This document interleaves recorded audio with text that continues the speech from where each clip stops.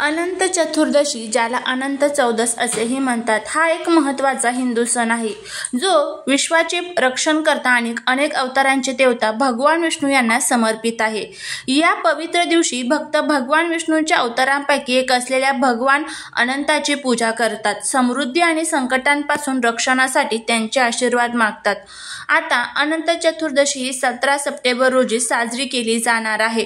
आपल्या हिंदू दिनदर्शिकेनुसार हा सण भाद्रपद महिन्याच्या शुक्ल पक्षाच्या 14व्या दिवशी येतो. हा दिवस गणेश विसर्जनाच्या विधीसाठी देखील महत्त्वाचा पूर्ण असतो. येथे भक्त भगवान गणेशाला पाण्यात विसर्जित करून निरोप देत असतात. अनंत चतुर्दशीची उत्पत्ती हिंदू पौराणिक कथेमध्ये आहे. अशाच एका कथेत पांडवांचा समावेश आहे, ज्यांनी कौरवांशी जुगार खेळताना त्यांची संपत्ती, राज्य गमावले आणि त्यांना 12 वर्षाचा वनवास भोगावा लागला. या काळात राजा युधिष्ठिराने त्याच्या दुर्दैवावर मात करण्यासाठी भगवान श्रीकृष्णाचे मार्गदर्शन घेतले आणि भगवान श्रीकृष्णाने त्यांना भगवान अनंताची उपासना करण्याचा आणि उपवास पाळण्याचा सल्ला दिला. असं वचन दिलं की यामुळे त्यांना त्यांचे गमावलेले वैभव आणि राज्य परत मिळण्यास मदत होईल. अनंत हे नाव शाश्वत आहे, तर चतुर्दशी हे 14व्या दिवसाला सूचित करते. या दिवशी पुरुष पारंपरिकपणे उपवास पाळतात. त्यांच्या हातावर 14 गाठी असलेला पवित्र धागा बांधतात. हे भगवान अनंताचा सन्मान करण्यासाठी त्यांनी घेतलेल्या 14 वर्षाच्या व्रताचे प्रतीक आहे. भगवान विष्णूंचा आशीर्वाद मिळवण्यासाठी सलग 14 वर्ष उपवास पाळला जातो. मागील पापांची मुक्तता आणि त्यांच्या कुटुंबाचे आणि मुलांचे कल्याण सूचित करण्यासाठी विधी, भक्ती, सहनशक्ती आणि दैवी आशीर्वादाद्वारे गमावलेली समृद्धी परत मिळवण्यासाठी आपल्याला हा उपवास करायचा असतो. अनंत चतुर्दशीच्या तिथीची सुरुवात 16 सप्टेंबरला 3:10 सुरू होणार असून चतुर्थीची समाप्ती ही 17 सप्टेंबरला 11:44 होणार आहे. अनंत चतुर्दशीच्या दिवशी पूजेचा शुभ मुहूर्त हा सकाळी 6:20 पासून असल्यापासून ते 11:44 पर्यंत असणार आहे. या दिवशी बाप्पाच्या मूर्तीचे विसर्जनाचा जो शुभ मुहूर्त आहे तो सकाळी 9:23 पासून ते संध्याकाळी 9:28 पर्यंत असणार आहे. गणपती बाप्पाच्या विसर्जनासाठी लाकडी पाटावरती गणपती बाप्पांच्या खाली तुम्हाला स्वास्तिक काढायचं आहे. त्यावरती तुम्हाला गंगाजल शिंपडायचं आहे. पिवळा कपडा टाकायचा आहे. त्यावरती गणपती बाप्पांची मूर्ती ठेवायची आहे. गंध, फुलं, अक्षदा वाहून गणपती बाप्पांना तुम्हाला विसर्जित करायचं आहे. त्या अगोदर नैवेद्य, फुलं, गंध, अक्षदा गणपती बाप्पांना अर्पण करायचे आहे आणि काही बाप्पाला मागायचं आहे, तर म्हणजे आमच्याकडनं काही चुकलं असेल तर त्याची क्षमा द्या आणि पुढच्या वर्षी लवकर येण्याचे आवाहन आपल्याला गणपती बाप्पांना करायचं आहे. तर अशा पद्धतीने आपल्याला अनंत चतुर्दशीची आणि गणपती बाप्पांच्या विसर्जनाची जी संपूर्ण पद्धत आहे तर ती अशा पद्धतीने आपल्याला पूजा अर्चना करायची आहे. आता त्यानंतर उद्या म्हणजेच अनंत चतुर्दशीला आहे, ती म्हणजे भाद्रपद महिन्यातील पौर्णिमा. पौर्णिमेला आपण भगवान विष्णूंचा अवतार असलेल्या सत्यनारायणाची पूजा करण्यासाठी भक्तांसाठी हा खूप महत्त्वाचा दिवस असतो. भाद्रपद पौर्णिमेला हिंदू भक्त त्यांच्या दिवसाची सुरुवात पहाटे विधी आणि गंगा, यमुना किंवा नर्मदा यासारख्या पवित्र नद्यांमध्ये पवित्र स्नान करून करतात, ज्यांना भगवान विष्णूंकडून दैवी आशीर्वाद मिळतात. अनेक घरांमध्ये सत्यनारायण पूजा केली जाते. पंचामृतामध्ये दूध, दही, साखर, मध, तूप मिश्रित करून आणि भगवान सत्यनारायण यांना फळे, फुले, मिठाई अर्पण करून आपण कथेचं पठण करत असतो. भाद्रपद पौर्णिमाचे हे व्रत पाळल्यामुळे आपल्या घरामध्ये कधीच कशाचीच कमतरता राहत नाही आणि आपल्या या हिंदू धर्मामध्ये पौर्णिमे तिथीला आणि अमावस्या तिथीला विशेष महत्त्व दिलं जातं. या तिथींना आपण जर पवित्र नद्यांमध्ये स्नान केलं तर आपल्या आजूबाजूचे जे काही दोष आहेत, नकारात्मकता आहेत, शत्रुपीडा, शत्रुबाधा, वास्तुदोष, पितृदोष, दारिद्र्य जे काही आपल्या आजूबाजूला आहे तर ते सर्व संपून आपल्या घरामध्ये कधीच कोणत्याच गोष्टींची कमतरता राहत नाही.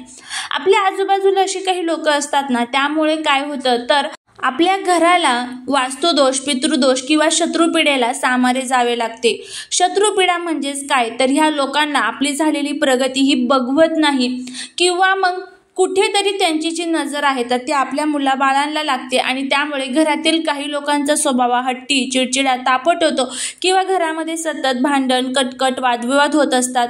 त्याचबरोबर घरामध्ये आपल्याला वास्तुदोष आढळतो. वास्तुदोष का? तर घरामध्ये नकारात्मकता जास्त असल्यामुळे. त्याचबरोबर पितृदोष, ग्रहदोष, शत्रुपीडा, शत्रुबाधा हे जे दोष आपल्या अवतीभोवती असतात ना तर ते दूर करण्यासाठीच आपल्या हिंदू धर्मामध्ये अमावस्या आणि पौर्णिमेला विशेष महत्त्व दिलं जातं. तुम्ही बघा, ज्यावेळेस पौर्णिमा आणि अमावस्या जवळ येते ना तर तुम्ही हे प्रामुख्याने जाणवून तुम्हाला की आपल्या घरामध्ये यावेळेस भांडण, कटकट, वादविवाद खूप मोठ्या प्रमाणात होतात आणि त्याचबरोबर तुम्हाला हेही आढळून येईल की आपल्याला अमावस्या आणि पौर्णिमा जवळ आली की अडचणी चालू होतात. काही ना काही, कोणत्या ना कोणत्या कामामध्ये आपल्याला अडचणी येत असतात.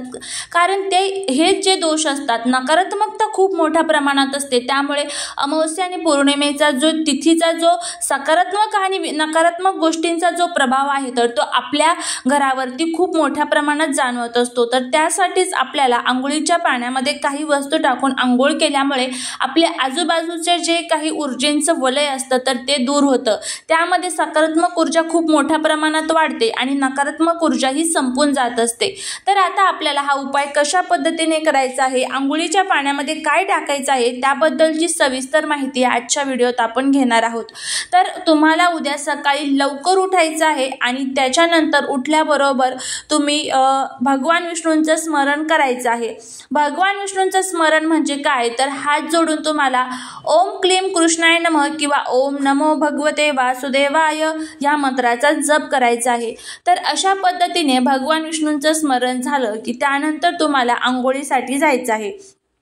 आंघोळीसाठी गेल्यानंतर तुम्ही गार किंवा गरम कोणतंही पाणी घेऊ शकता, काहीही अडचण नाही. आणि त्यानंतर तुम्हाला आंघोळीच्या पाण्यामध्ये काही वस्तू टाकायच्या आहेत.